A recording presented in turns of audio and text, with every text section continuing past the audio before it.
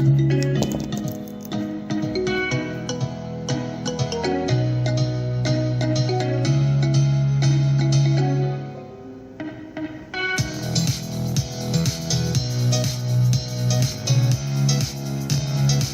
evening, bonsoir, buenas noches, buenas noches to investors in North and South America. Ohio, good investor. 안녕하세요, Ciao, good morning to investors in Asia. Buenas noches, buenas noches, good night, chai, good night to investors in Europe and Africa. I'm Daniel Yu speaking from Hong Kong. It's 30th October here and 29th October in Wall Street. This week, I have three main points to talk about. Number one, top 10 companies of the world. Number two, Federal Reserve rate. Number three, market outlook and stock recommendation will be the top 10 instead of the magnificent 7. Subscribe, like and share. Remember to click the bell please. Watch our playlist again so as to grasp the continuous trend of the market and refresh your mind. As for the top 10 values of world companies, it actually varies from year to year. Let's view the latest list from reverse order. Number 10, Visa announced its financial results on October 24th. The company reported quarterly sales of $8.61 billion, which beat the analysis consensus estimate of $8.55 billion, a 10.56% increase over sales of $7.79 billion in the same period of last year. Market capitalization is $464 billion. Last year's ranking is 30th. Number 9, Meta. It has dropped from number 6 to number 9 after the introduction of Metaverse. In the area of Facebook, it was so promising, so they bravely launched the project of Metaverse and changed the name from Facebook to Meta. However, it faced Waterloo because Microsoft has its HoloLens and Apple has its Apple Glass. Now Meta will release its AI Glass in 2024, and let's watch closely. Its market value is $550 billion. Number 8 is Tesla. Cathy Wood and Tom Chu, the successor of Elon Musk, sold Tesla after this ranking is made, together with the result announcement. The profit is lower, but it is in keen competition with BYDDY. Inside China, the sales of BYDDY has already surpassed Tesla, and let's see what will happen in the total sales of the world. While Tesla is concentrating on Cybertruck and auto driving, market value is $659 billion. Number 7, Berkshire Hathaway. It and Visa are the only two financial companies that can be on the list of top 10. The CEO is still Warren Buffett, which is known as God of Stocks. He is famous for long-term investment, where individual investors find it hard to follow them for holding some stocks for 2 to 3 decades, and the profit is multifold. Anyway, it's too late to learn from him now, for most of the decisions recently are done by his assistants, and he's in the state of half-retired. Market value is $676 billion. Number 6, NVDA is the star of tomorrow, for the co-founder Jensen Huang has been elected as the best CEO with a supportive rate of 96%. I've recommended this stock numerous times this year. When facing the sanction of chips against China, they developed the A800 and H800, but are now also on the sanction list. This year, they have an earning of $2.7 per share, which is much better than $208 of last year. Market value is $658 billion. Last year was in number 8 and this year in number 10. Amazon, for the top 5, the positions are all the same as last year and no change at all. Project Kuiper is a system of low-orbit satellites launched out in 2019 because Starlink proved to be successful in Russian-Ukraine conflict. In mid-October, Amazon announced a new project of development in 2024, and the next years it will be in a keen competition with Starlink, and we must watch closely. Market capitalization is $1056 billion.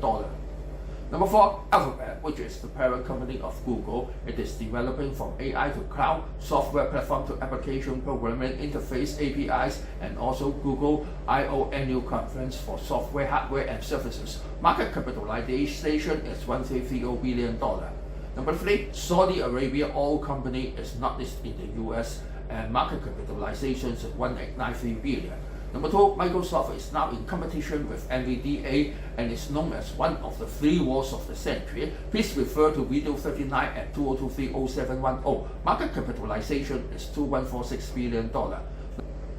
Number one, Apple is on top of the world, but it has a myth of falling every September and recovering every October. It fell down and started to rebound in late September till mid-October. Now every action is the focus of the market. Market capitalization is $2609 billion, even though it once went over $3 billion. So for the second topic is the interest rate outlook. The focus is on whether there will be rate hike this year. Last Thursday, GDP reported good news, which is 4.9%, where the previous was just 2.1% and market expectation was 4.0 to 4.3%. It is really a shot in the arm under the two wars of Israel and Hamas, Russia and Ukraine. But what the Fed cares most about is the PCE. It was reported at 3.4% to keep unchanged last Friday, and the forecast is also unchanged. But the core PCE was reported at 3.7%, while the previous was 3.8%. It was lowered as the forecast is also 3.7%, but already reached the target of this year of the Fed. As a rule, 1 week ahead of the FOMC meeting, all Fed officials must shut up and cannot express anything on interest rate, so we have to refer to the Chicago target rate. The chance of keeping interest rate unchanged at 5.25 to 5.50 on November 1st is 97.4%. Quite a high ratio, and on December 13, the chance of keeping unchanged is 78.8%, which means there would not be any rate hike this year. Rate cut is expected to come out in the June FOMC meeting, and the chance of cutting 25 basis points is 38.8 now. It may change from time to time. So for market outlook, Nasdaq, after breaking down the right shoulder, it rebounded up to form the second right shoulder, which is as expected by me. There would not be any avalanche. Two right shoulders means the fall is much slower than single shoulder, even if the second shoulder is also penetrated now. Minimum falling span is at 11929 points. DJIA is in the complex head and shoulders. That's after penetrated the black line in mid-September. It formed another leg line and another bigger pattern of head and shoulders to form another pullback of right shoulders. Now it has two right shoulders, means the fall is slower than single shoulder. So again proves no avalanche. Minimum falling span is at 32393 points. For S&P, it is the head and shoulders which penetrated the neckline in September. The rebound is so strong that it went up above the neckline to form the second right shoulder. Minimum falling span is 4051 points. For calculation of minimum falling span, please refer to YouTube video 51 and 2023-1002. All three major indices are in multi-right shoulder pattern, which means there is no avalanche. The writer had already said numerous times for 1 to 2 months. How to know it in advance? Please study my electronic handles thoroughly, together with the series of 40 teaching videos with live examples and certain tests, specially designed for self-study. Also, philosophical questions to think about as homework. Please contact Professor Vitali for details. For stock recommendation, this time I used the top 10 of the world instead of the Magnificent 7. Number 10, Visa. The year chart is in uptrend, but effective in late June, formed a standard head and shoulders. Now not yet penetrated, but near the 250 SMA, a decisive time. Number 9, Meta is going to fight a war of metaverse with AI in 2024. The year chart shows it is in a horizontal platform of M shape and now rebounding from baseline to refill the jumping gap, which is stronger than three major indices. Number 8, Tesla. In the year chart, it has broken down the baseline of a complex M shape, but in the 3-year chart, it is in downtrend. Mind the profit is slower and the clean competition with BYDDY. It used to fluctuate vigorously as a phonix never dies. Number 7, BRK.B is a non-symmetrical M shape and has broken down the baseline, but the rebound cannot rise above it. Even weaker than the head and shoulders pattern, but quite near the support of 2050 SMA. Now, number 6, MEDA. Mind that it is the latest and the only pattern of the top 10 which form a standard head and shoulders with the double left and double right shoulders, and now on edge of breaking.